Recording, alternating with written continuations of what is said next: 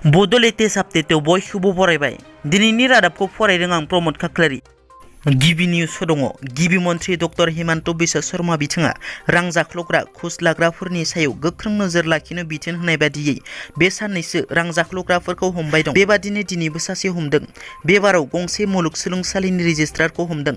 Director vigilance and anti करापसन आसामनि मोनसे हान्जाया बजालि जिल्ला पाठशाला बाथादेब इउनिभार्सिटिनि रेजिस्ट्रार गुरु प्रसाद कात्याखौ गोबां रां लानायनि दायाव हमो।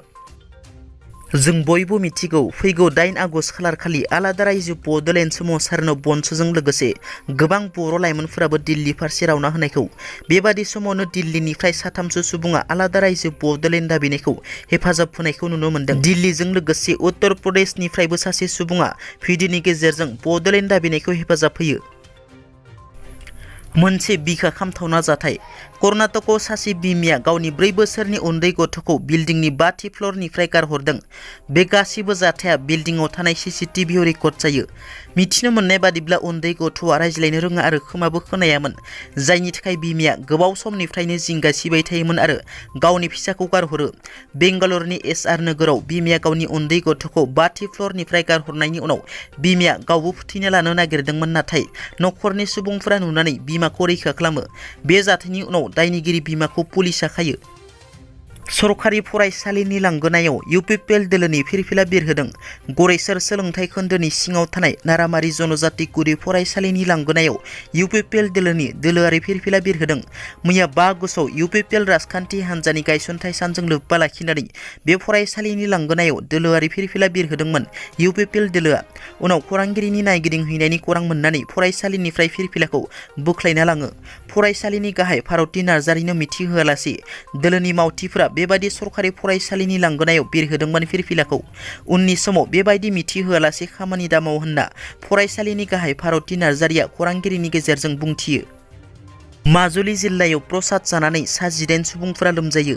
बे जाथाया माजुलि जिल्लानि गारमुरि खाथियाव थानाय माहारिसुक ओनसोलाव सोमजियो। मिथिनो मोननाय बादिब्ला गामिनि सुबुंफोरा मोनसे धोरोमारि हाबाफारियाव थांनानै प्रसाद जायो। प्रसाद जानायनि उनाव उदै सानाय, गोबानाय जायो।